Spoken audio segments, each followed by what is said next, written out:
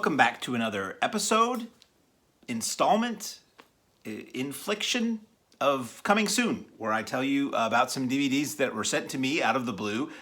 Sometimes I ask for them, sometimes they just show up, that are coming soon. These are all but one, are from MVD, who handles distribution and replication and promotion for most of the cool video labels that are out there in one way or another. So I'm just going to reach into this little box that was sent to me, and we're going to see what we have. If you want to know further details about these discs that I don't verbally assault you with, if you look in the description under this here YouTube video, there will be Amazon links for where you can buy this, usually at like a 30% off discount or more, and also the full specs that I might not be reading to you. So first of all, from IndiePix, which is a label that puts out a lot of interesting, more semi-recent foreign titles, we have Moko Jumbi. I know nothing of this. We're going to find out together what Moko Jumbi is. Features Vanna Gerard, and it is a film by Vashiti Anderson. This is amidst the ruins of a coconut plantation in rural Trinidad. Asha, which is the aforementioned Vanna Gerard, a young British woman of Indian descent, returns to her ancestral home where she finds herself incapably drawn to Roger, Jeremy Thomas, a local Afro-Caribbean fisherman. The taboo attraction between the two continues to grow despite family disapproval, political turmoil, and mysterious visitations from stilt-walking supernatural spirits. You had me at stilt-walking supernatural spirits. So this film is from 2017, 93 minutes, a very nice duration. It is a drama. United States, Trinidad and Tobago origination, English with English optional subtitles, in stereo, not rated. In the extras, we have an audio commentary with the director and cinematographer, two separate people, and a short film, Jeffrey's Calypso, from 2005 from the same director. And it is a... I get choked up when I talk about stilt-wearing spirits. It is IndiePix Classics release. So I believe they put all of their things on DVD and also on all of the video-on-demand streaming type rental platforms. So that is coming soon, as they say, because I can't tell you exactly when. And then the next thing I grab is from our good friends at MVD. This is WITCHTRAP. This is WITCHTRAP, which is a film that I remember seeing this box on the video store shelves. You know, I always loved horror movies, but I always kind of had a little bit, I would distance myself a little bit from anything that was straight to video because I always interpreted that as being less than. Now, I've seen a lot of straight to video stuff that's fun, and I've seen a lot of straight to video stuff that, shall we say, there's a reason why they were never put in theaters. So, WITCHTRAP, I really know nothing about this other than the cover. I see that it has Linnea Quigley in it. That's cool. I've met Linnea Quigley. Linnea Quigley is an incredibly nice person. And what I love about this MVD, they do the MVD Rewind series. This looks to be the MVD Discovery series. They make them look like an old video store, a video store box, down to like the little price sticker or the little catalog number. And the packaging, this is a slipcase on this. The packaging is really cool. So if I take off the slipcase, what does it look like underneath? Is it the same? Let's discover together. Is it the same artwork? Yes, it is, only bigger. From the writer and director of Witchboard, but funny enough, it says on the back cover, which you can't see, notice this motion picture is not, you can't even know where you're going to see that. Notice this motion picture is not a sequel to Witchboard, which is kind of fun. I'm going to guess they probably legally. It says that on the back of here, too. So, allow me to take you on a tour of Lauderhouse. That's Slaughterhouse, missing the S.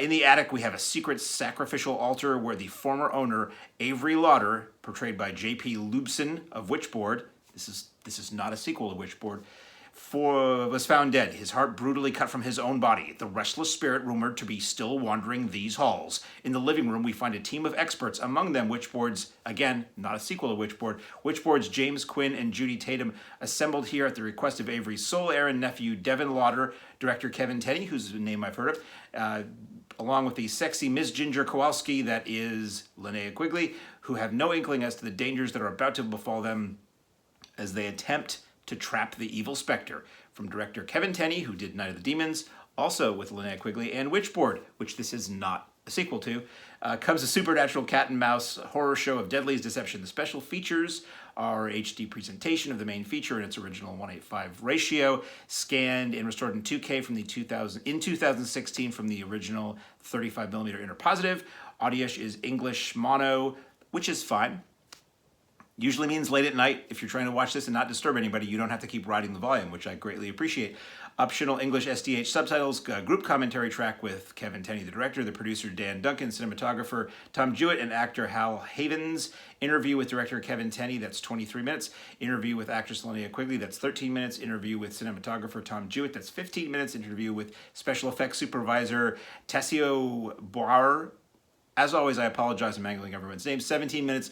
WITCHTRAP VHS version, 92 minutes. That's cool. It's an hour, 33 minutes as opposed to the 92 minutes that this feature runs. Photo gallery, original trailer, reversible cover, artwork, and collectible mini poster. Let's take a look at those, shall we? So a cover looks a little something like that. Back cover is essentially what I just read to you. Clear case, which allows for the see-through. Again, I love these MVD releases. The disc looks like you're zoomed in on the face label of a VHS tape, which is wonderful, which is how a lot of us saw this movie if we did originally. And then you get a poster. You get the reversible cover, which again looks like old video art. And then the poster that is included, the mini poster, is this version of the artwork. So that's pretty cool. And again, I always love that the MVD Rewind Collection has that little logo that looks like the old Media Home Entertainment tapes. It takes me back to the video store, which was always, for me, a wonderful place to get lost for as much time as my parents or friends would allow me to. So also from the MVD Rewind Collection, we have Killzone. That's Killzone. And then I'll hold it so you can actually see the cover. That's Killzone. Starring Fritz Matthews and Ted Pryor. And again, part of the Rewind Collection, we have like a fake video store label saying the name of the video store. We've got Be Kind Rewind stuff on the front and back, and it looks like an old videotape, down to the box being torn and the VHS inside being exposed. I love that. Killzone, they are the perfect killing machine. I've never heard of this. I don't even remember this one from the video store, unless maybe if it was a different video box cover originally, that might ring a bell. The Savagery of the Deer Hunter. Always dangerous when you reference a better movie. But, I've never seen Killzone. Could be better than The Deer Hunter.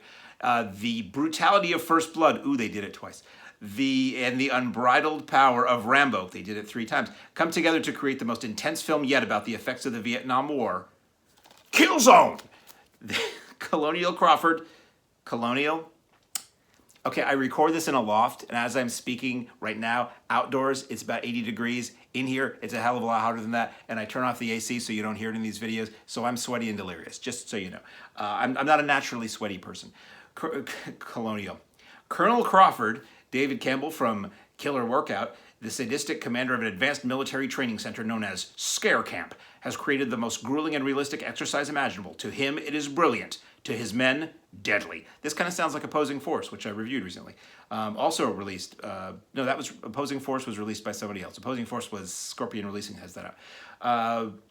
It's brilliant, to his men, deadly. The Vietnam veteran Jason McKenna, Fritz Matthews from Deadly Prey, it becomes all too real. His ability to distinguish between flashbacks and the ongoing exercise slowly fades. Driven by emotional terror, McKenna believes he must kill to survive. He escapes the simulated prison camp and begins his reign of terror, killing the unsuspecting residents of a nearby town. Wow.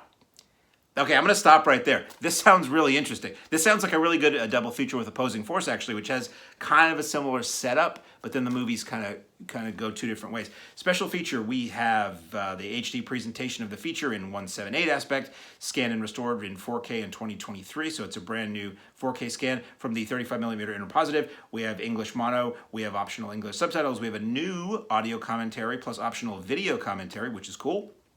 That's something that DVDs used to do that kind of went away after a while, and Blu-rays never really took up, was the alternate angle thing. DVDs originally, a lot of them, it's usually like concert videos would do it, or shall we say more mature content would do that, where there was a button on your remote called angle that you could press, and you could basically direct, the scene or the film yourself. So there's a video commentary, which is cool, with producer and co-writer Jack Marino, moderated by Serial at Midnight's Heath Holland. Heath is great. If you don't know Serial at Midnight, it's a YouTube channel, and he's fantastic. He actually had me on in my capacity with Virgil and Al Minnelli from the Mahoning Drive-In, talking about Al Minnelli's At the Drive-In documentary, which I'm in, about the theater where I work. And it was really cool talking with Heath. I like him a lot. New, The Making of Killzone, featuring an interview with co-writer and producer Jack Marino, commentary moderated by filmmaker and project producer Steve Latshaw of Steve Latshaw did that movie that had the commentary that was really controversial because, oh boy, I wish I could remember it. It was him getting in an argument with Fred Olen Ray, and Fred Olen Ray, Steve Latshaw walked off the commentary, and Fred Olen Ray locked him out of the. Anyway, so somebody knows the title of that, and you'll put it in the comments, and I'll be, of course, that was the one. Killzone Vestron Video VHS versions in standard def 1:3:3 aspect ratio. That's kind of cool. Photo Gallery original theatrical trailer restored in HD, which probably means it's sort of a recreation, not the original. Two-sided artwork and collectible mini poster. So that film is 91 minutes. Again, filmmakers, thank you for just sticking with an hour and a half. It is in English, 178 aspect. It's an all-region, so this is an all-region disc. And let me look, WITCHTRAP might have been as well. WITCHTRAP also region-free disc. So as I like to say, if you are in Pennsylvania and you want to have a copy of this to watch, you can put it in your player and it'll play just fine. And it is 2.0 mono. So the slip case slips right off, and we have the same cover below that, same front and back as the slip case, but when you crack it open, you once again get the disc that looks like the top of a VHS tape. You get a mini poster of this cover essentially, and on the inside, it is not an alternate cover, but it is sort of just like cool stuff to look at when you take the disc and the poster out, which I appreciate. Big fan of the clear cases. I noticed that with British videotapes back in the 90s, where they'd have like their other releases advertised on the alternate side, or there'd be like liner notes on the other side, and that was really cool. Okay, this is really goofy.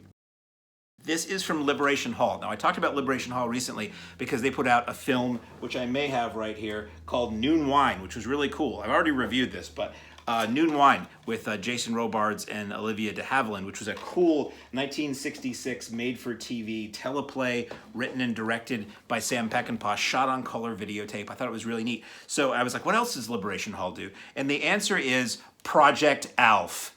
They put out the, I believe this was a TV movie, sequel to the Alf series. I'm only vaguely aware of this. I watched Alf when Alf was on TV originally, and I loved it. I was a kid. It was fun. And but after a while, like with a lot of shows back then, eventually, you know, something else came on that you watched, or the gimmick wore off or whatever. So I didn't follow Alf to the end, and I haven't really thought about Alf much since then. But I did know that apparently this was, oh my God, is that Martin Sheen?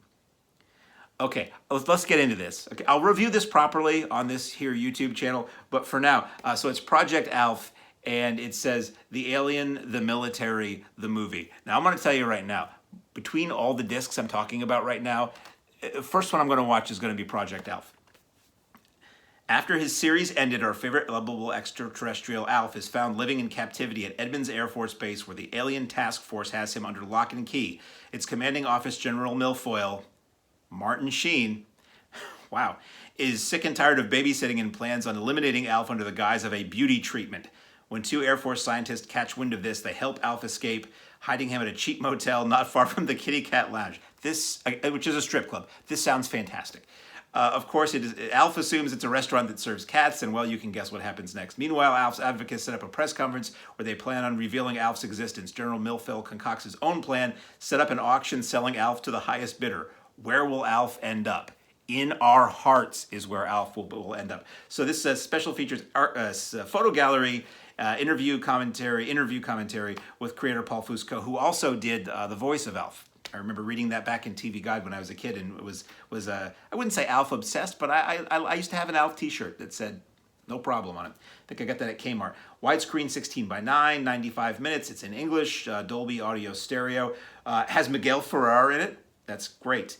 John Schuck, who I just saw in something the other night. He was in Demon Knight. I just saw Demon Knight at the Mahoning on film during Zombie Fest, and I was John Schuck, and that's the guy who played Herman Munster on that not-so-great 80s, 90s Munsters revival show. Appearances by Rafe Alston, Martin Sheen, and yeah, that's closed captioned.